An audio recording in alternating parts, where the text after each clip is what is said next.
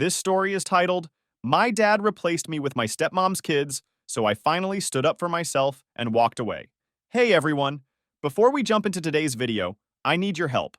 We've noticed the channel is losing some traction, and subscribing is one of the best ways you can support us. It's quick, free, and it helps us keep bringing you awesome content. Your support means the world. Let's keep this channel growing together. Thanks so much. Now let's start the video. Hey everyone! I've been going back and forth on whether to post this because it's honestly a lot to unpack, but I feel like I need to get it out of my system. So here we go. Growing up, my dad Mitchell and I were like two peas in a pod. He was my hero. No exaggeration. My parents divorced when I was 8, but it wasn't one of those ugly divorces you hear about.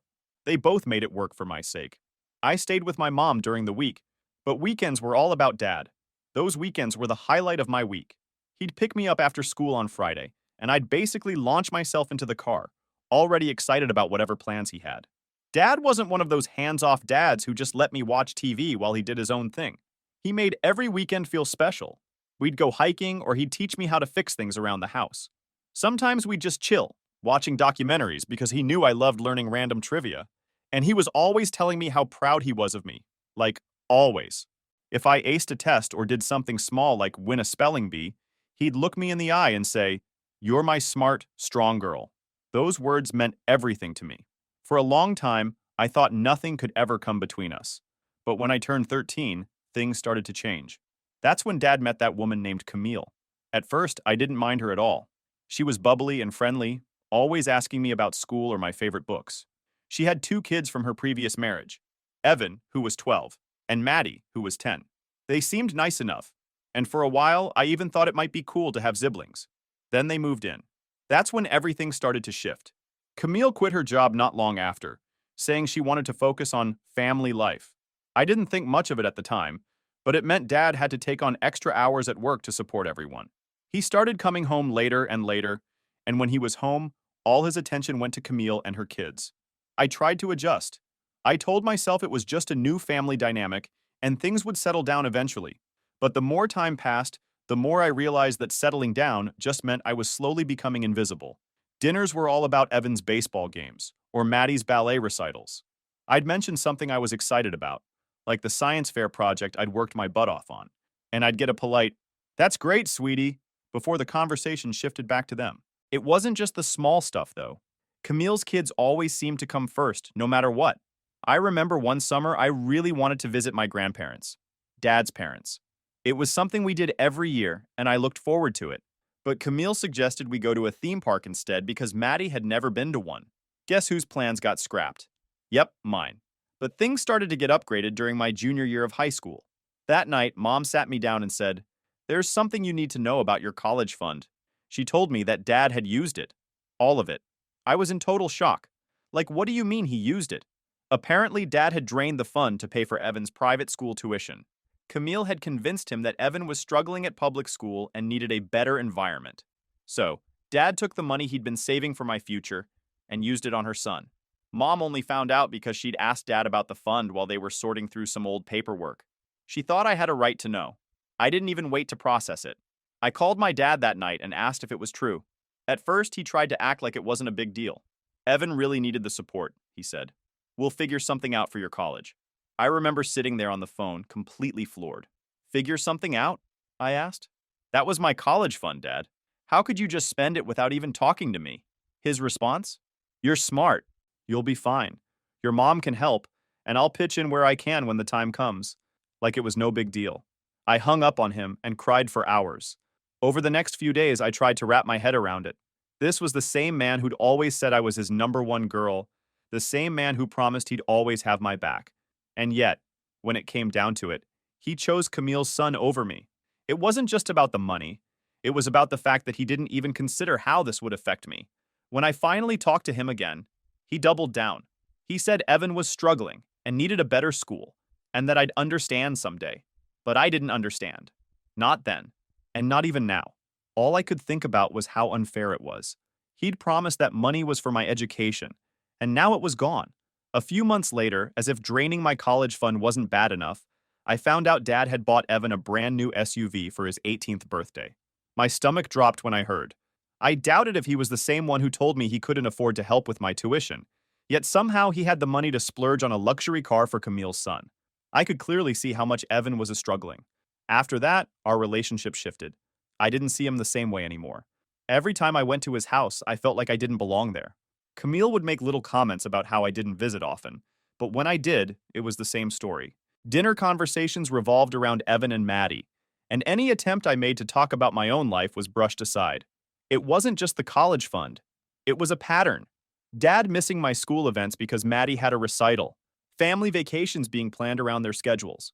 Every decision he made seemed to prioritize them over me. By the time senior year rolled around, I'd stopped expecting much from him. I still saw him occasionally, but it felt more like an obligation than something I wanted to do. The man who used to make me feel like the most important person in the world had made it clear where I stood in his new family dynamic, and it wasn't at the center. So my relationship with Dad felt more like a chore than anything else. Every visit, every conversation, it all felt forced, like we were just going through the motions. I'd stopped expecting much from him after the whole college fund thing, but the way things played out over that year showed me just how far down the totem pole I'd fallen in his life. I didn't cut him off completely, though. I kept visiting on weekends once in a while, mostly because Mom encouraged me. "He's still your father," she'd say, like that made everything okay. But every time I stepped into that house, it felt like I was a guest in someone else's home. Camille and her kids had completely taken over. One weekend, I showed up and immediately regretted it. The second I walked through the door, Camille started in with, "Oh, look who finally decided to grace us with her presence." She said it with this fake smile, but her tone was anything but playful. I just laughed it off, but inside, I was fuming. I mean, really? I'm the one making an effort to visit. And that's what I get? Dinner that night was exactly what I expected. Camille spent half the meal talking about how Maddie's dance recital was coming up and how stressful it was for her to juggle everything. Evan chimed in about his baseball tryouts, and of course, Dad was completely engaged, nodding along and asking questions. I sat there, trying to find a moment to jump in and share something about my own life. When I finally mentioned that I'd been accepted to a few colleges, Camille barely let me finish, before turning the conversation back to Maddie's rehearsal schedule. Dad didn't even notice. Or if he did, he didn't care. I sat there, staring at my plate, wondering why I even bothered. It wasn't just the family dinners, though. It was everything.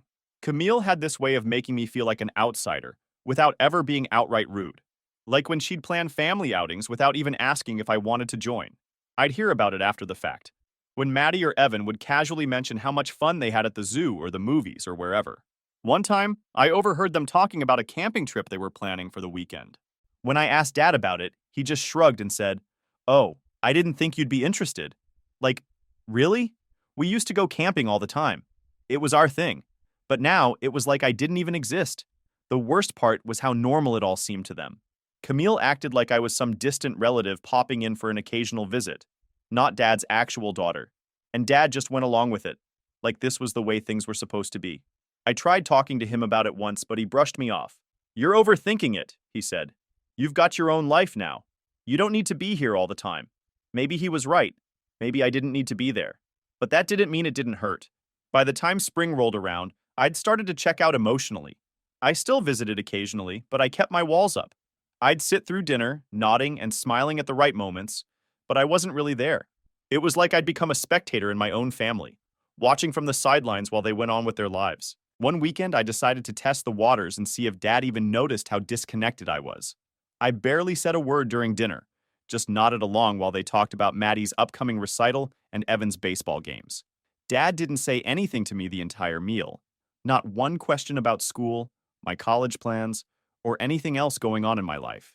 Camille, of course, filled the silence with her usual chatter about how hard it was to juggle everything with two kids, as if I wasn't sitting right there, also his kid. After dinner, I tried to have a one-on-one conversation with Dad. I asked if we could go for a walk like we used to, just the two of us. He agreed, but halfway through the walk, while I was about to tell him how I feel left out and the way he changed, Camille called his phone. I couldn't hear what she was saying, but whatever it was urgent enough for him to cut our time short.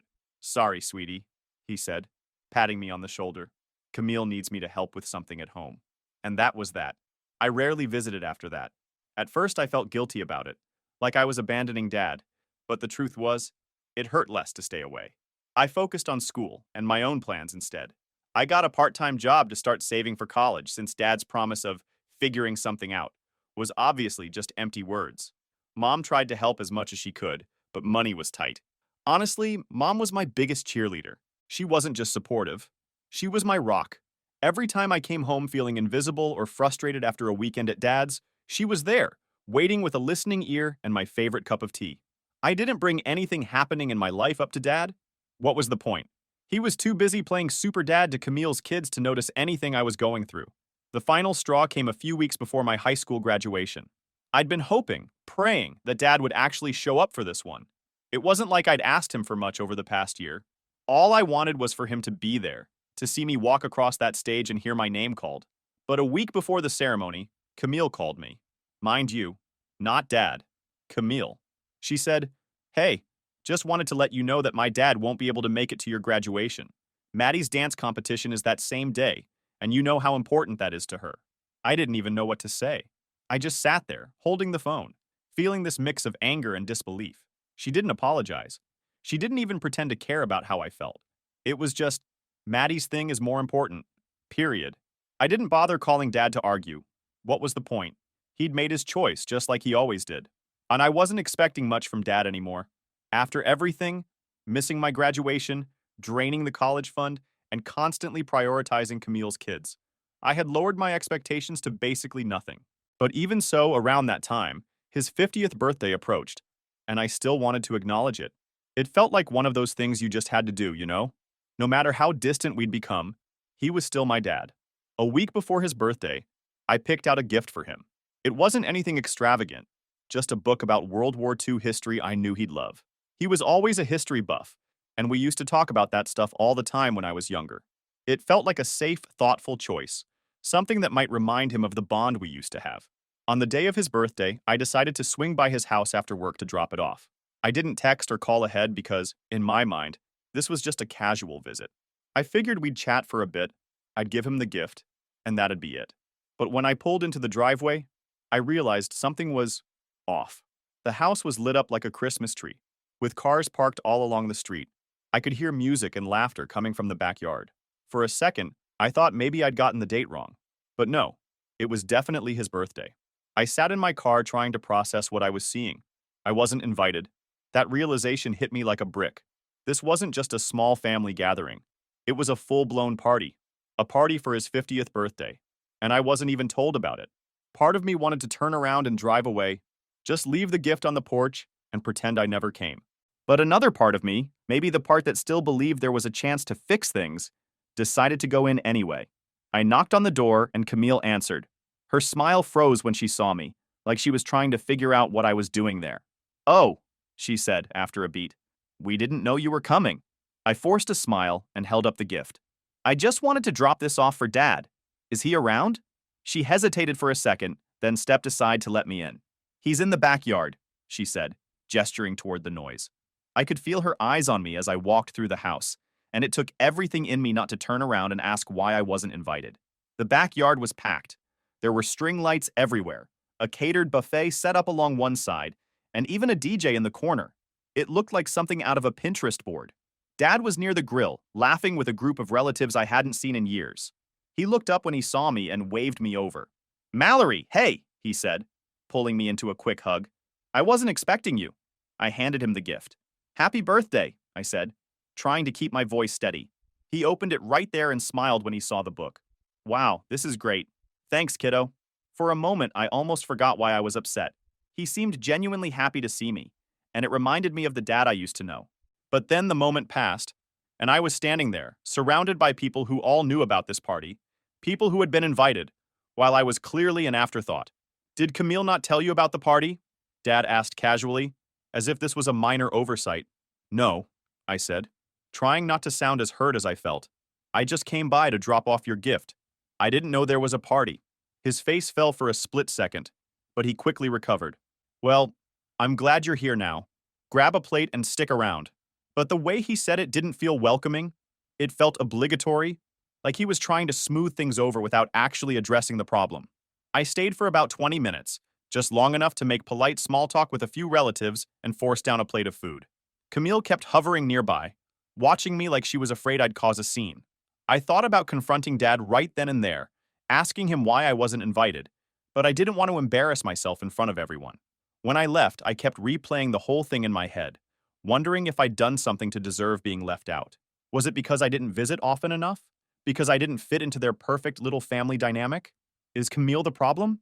But no matter what the reason was, I was already an outsider in my own father's life. For days afterward, I felt this heavy weight in my chest. I couldn't focus on school, couldn't concentrate at work. Every time I thought about the party, I felt this mix of anger and sadness that I couldn't put into words. It wasn't just about the party, it was about everything: the college fund, the missed graduation, the constant favoritism. This party was just another reminder that I wasn't a priority in his life. I tried to push it aside, to tell myself it didn't matter. But it did. It mattered a lot. I didn't call Dad after that, and he didn't call me either.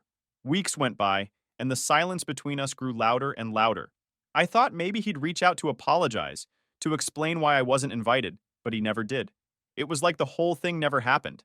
At some point, I realized I was holding on to something that wasn't there anymore. The dad I grew up idolizing, the one who used to make me feel like I was his whole world, was gone. Or maybe he was never really there in the first place, and I was just too young to see it. Either way, it broke something in me, and no matter how much I wanted to fix it, I couldn't do it alone. Then came Maddie's engagement. I found out about it the same way I found out about most things with Dad's new family, through social media. There it was on my feed, a picture of Maddie grinning with an oversized diamond ring on her finger, surrounded by a bunch of people I didn't even recognize. Dad and Camille were front and center, of course, looking like proud parents. The caption read, "Can't wait to marry the love of my life. Thanks to my amazing family for making this day so special." At first, I thought maybe the engagement party was something small, thrown together last minute. I tried not to jump to conclusions, but as more pictures started popping up, it became clear that this wasn't some casual gathering. It was a full-blown event. Decorations, catered food, even a freaking photo booth. And guess who wasn't invited again? I didn't call Dad to ask why. What was the point? He'd either blame Camille, like he always did, or act like it wasn't a big deal. So I stayed quiet and told myself I didn't care. But it was hard not to care when every other day, someone new was posting pictures of the party. Aunts, uncles, cousins. They were all there, smiling and laughing, like this was the happiest moment in the world. I thought maybe Maddie's wedding itself would be different. Surely I'd get an invitation to that, right? After all, a wedding is a big deal. Even if I wasn't close to Maddie, I was still family. Or at least I was supposed to be. Weeks passed, and I didn't hear anything. No phone calls, no texts, no invitations in the mail. I tried to convince myself that maybe they hadn't sent them out yet. But when I asked a cousin about it, she let it slip that the invites had already gone out weeks ago. "I'm sure yours is on the way," she said, giving me a look like she knew that wasn't true. A few days later, I got a text from one of my cousins. It read, "Hey, Maddie wanted me to let you know the wedding is on. Date at location. Hope you can make it." That was it. No explanation for why I wasn't told sooner, no acknowledgement that I was family, not even a direct invite from Maddie or Dad. Just a lazy secondhand message passed along like I was their neighbor. It didn't feel like an invitation. It felt like a formality they couldn't bother to handle properly. I stared at the text for a long time, trying to figure out how I felt about it. Hurt? Sure. Angry? Definitely. But more than anything, I just felt tired. Tired of always being the afterthought. Tired of trying to force myself into a family that didn't seem to care if I was part of it. For a brief moment, I considered going. Maybe it would keep the peace. Maybe showing up would prove I was the bigger person. But then I thought about what it would really be like. Sitting in the back row, watching Maddie beam while Dad gave his toast, probably calling her the daughter he was so proud of, while I sat there wondering why he couldn't ever say those words about me anymore. I realized I couldn't do it. Not because I wanted to make a point, but because I needed to protect myself. Going to that wedding wasn't going to fix anything. It wasn't going to magically make me part of their family. If anything, it would just be another reminder that I was on the outside looking in. I decided not to go. I didn't announce it to anyone or make a big deal about it. I just quietly made the choice and stuck to it. Of course, Dad wasn't going to let it slide. A couple of days later, he called me. As soon as I saw his name on the screen, I knew what the conversation was going to be about. "Mallory," he started, and I could already hear the irritation in his voice. "I just heard from Camille that you're not planning to come to Maddie's wedding. Is that true?" "Yeah," I said, keeping my tone calm. "I decided it's better if I don't." Better, he repeated, like the word didn't make sense. How is that better? She's your stepsister. This is one of the biggest days of her life, and you're just not coming? I took a deep breath, steadying myself. Dad, I don't feel like I'm really wanted there. It's obvious this invitation was sent out of obligation, not because anyone actually cares if I come. I think it's better for everyone if I stay home. He scoffed, and I could picture him shaking his head on the other end of the line. Not everything has to be about you, Mallory. This isn't about whether you feel wanted or not. It's about Maddie. This is her big day, and you're making it about your feelings. Can't you put those aside for once? I clenched my jaw, forcing myself to stay calm. Dad, this isn't just about the wedding. It's about everything. The college fund, my graduation, your birthday party, the engagement party. Do you not see how many times I've been excluded? How many times I've been made to feel like I don't matter? Jesus, Mallory, he snapped. You're always so dramatic. Camille has worked so hard to keep this family together, and all you ever do is complain. Maybe if you tried being more supportive, things wouldn't feel so tense. Supportive? I repeated, my voice rising. You're telling me to be supportive when I've been left out over and over again? You spent my college fund on Evan. You missed my graduation for Maddie's recital. You didn't even invite me to your birthday party, and now you're telling me I'm the one who isn't supportive? That's not fair, he said quickly, but I could hear the guilt creeping into his voice. You know it's not like that. Really? Because it feels exactly like that, I said. It feels like you've chosen Camille and her kids over me every single time. And the worst part is, you don't even care how much it's hurt me. There was a long pause, and for a moment, I thought he might actually apologize. But instead, he sighed and said, Look, I don't have time for this. You're either coming to the wedding or you're not. Just know that if you don't, it's going to cause problems. Maddie will be upset, Camille will be upset, and I really don't want to deal with that. Then don't, I said, my voice sharp. Deal with your perfect little family and leave me out of it. I hung up before he could respond. The days leading up to the wedding were harder than I expected. I tried to focus on school and work, but my mind kept drifting back to that conversation. I replayed his words over and over, trying to figure out where I went wrong. Was I really being selfish? Dramatic? Was it too much to want to feel like I mattered? On the day of the wedding, I stayed home. I turned off my phone and tried to distract myself with a book, but I couldn't focus. I kept picturing Dad standing up to give a speech, talking about how proud he was of Maddie, and the thought made my stomach twist. A few days later, I found out through a cousin that Camille had been bad-mouthing me at the reception. She told anyone who would listen that I was jealous of Maddie and didn't care about family. It hurt, but honestly, it wasn't surprising. Camille had been painting me as the villain for years. What did surprise me was that some people believed her. I got a couple of texts from extended family members saying they were disappointed in me for missing the wedding, like I'd committed some unforgivable sin. I didn't bother replying. I knew there was no point trying to explain myself to people who had already made up their minds. At that point, I realized I couldn't win. No matter what I did, I'd always be the bad guy in their eyes. If I stood up for myself, I was dramatic. If I stayed quiet, I was unsupportive. And if I walked away, I was selfish. Something had to change. I couldn't keep bending over backward for people who didn't even want me around. I tried to move on after Maddie's wedding. I stopped waiting for calls or texts from Dad and started focusing on my own life instead. But then, a few months later, I found out through a cousin about another family event. This time, it was a backyard barbecue at Dad and Camille's house, a big one with extended family invited. Apparently, it was meant to be a celebration for Evan graduating from college. And as always, I wasn't invited. I'd love to say I was surprised, but at this point, it was just par for the course. Still, hearing about it secondhand stung, especially since Evan's graduation was apparently such a big deal that they were throwing a full-blown party, while my own graduation barely warranted a passing mention. I tried to let it go. What was the point of dwelling on it? But as the days went by, the anger started bubbling up. Why did they get to keep pretending like I didn't exist? Why did Dad get to play the role of a proud, devoted parent while completely ignoring the damage he'd done to our relationship? It's not like I did something to them that makes them always leave me out. I wasn't going to let them get away with it this time. I had enough of being pushed on the side, and I wanted to throw everything in their faces. The day of the barbecue, I got in my car, drove to their house, and walked straight up to the front door. I didn't knock. I didn't hesitate. I just opened the door and stepped inside. The sound of laughter and music spilled out from the backyard, and for a moment I stood there, taking it all in. The house was packed. It seemed like most of the family was there. Relatives I hadn't seen in years. People who hadn't so much as texted me but somehow showed up for this celebration. I could hear voices calling out congratulations, laughter echoing through the walls, and the faint clink of glasses. Camille was the first to notice me. She was walking through the living room with a tray of drinks when she spotted me by the door. Her face froze in surprise before twisting into that fake, sugary smile I knew all too well. "Well, look who decided to show up," she said, setting the tray down on the table. "Did you finally remember where your father lives? Or did your mother teach you another trick to get attention?"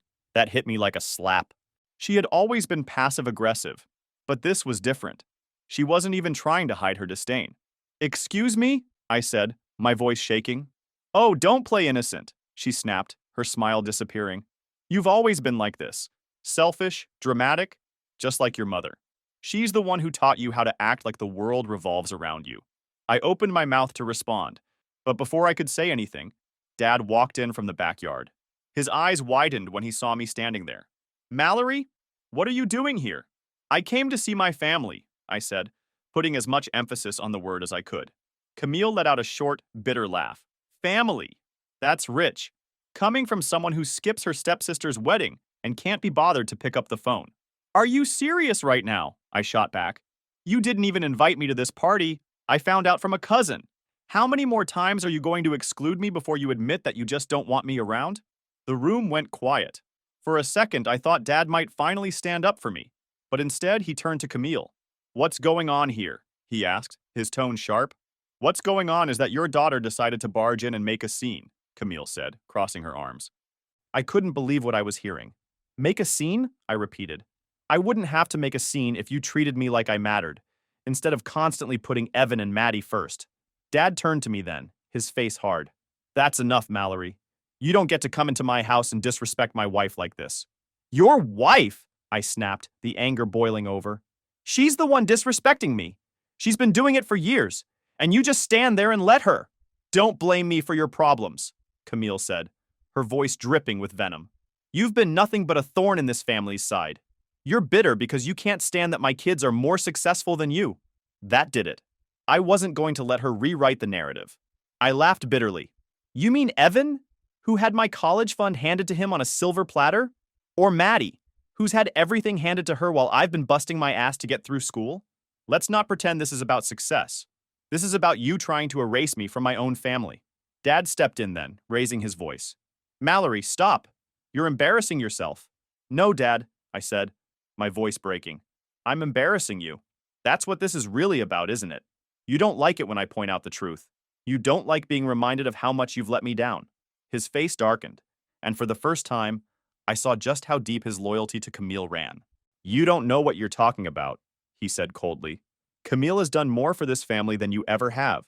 If you can't accept that, then maybe you should get out of here." Gasps and murmurs rippled through the room. A few family members glanced at each other, awkwardly shifting in their seats.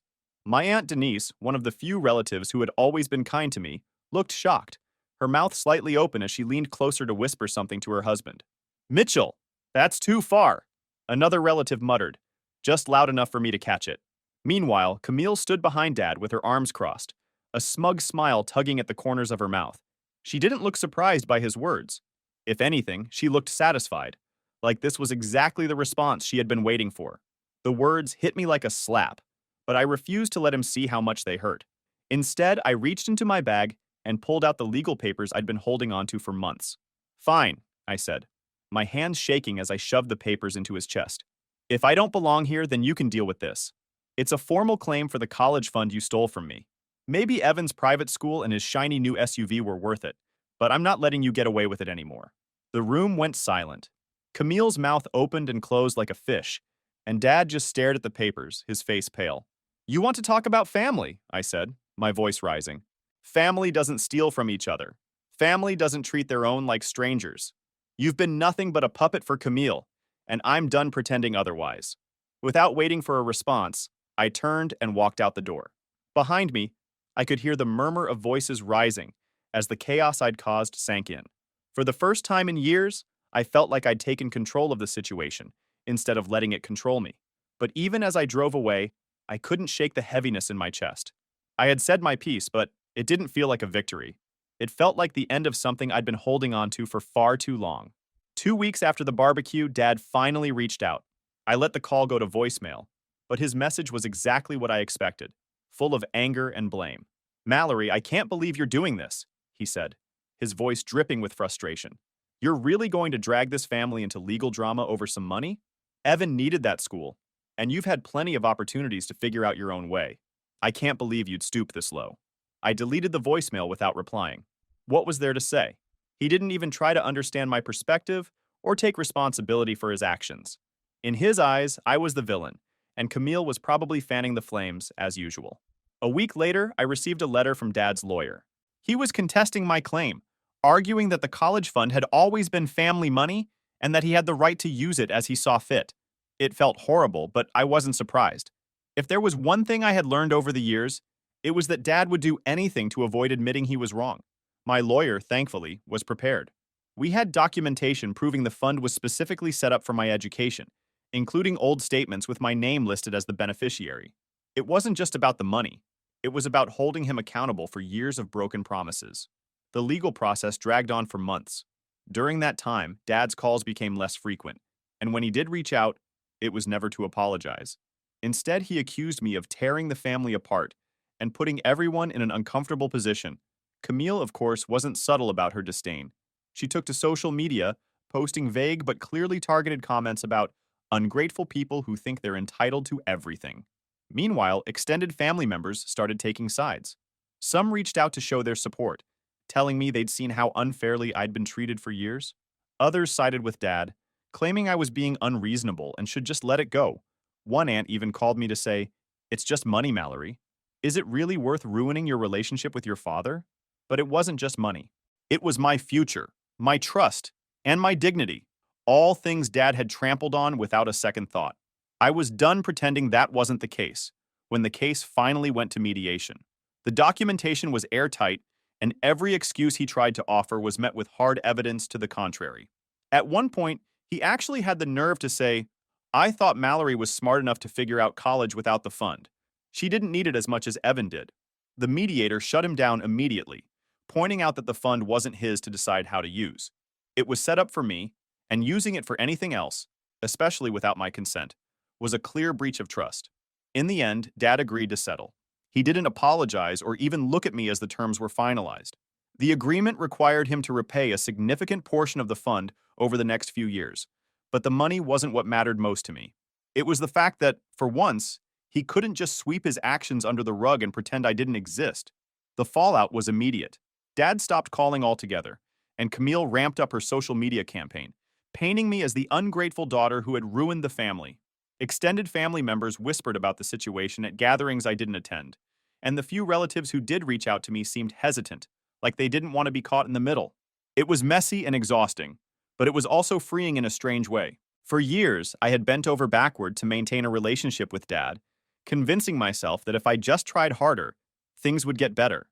But the legal battle made it clear that I wasn't the problem. He was. I'd like to say that was the end of it, but of course Camille couldn't let it go.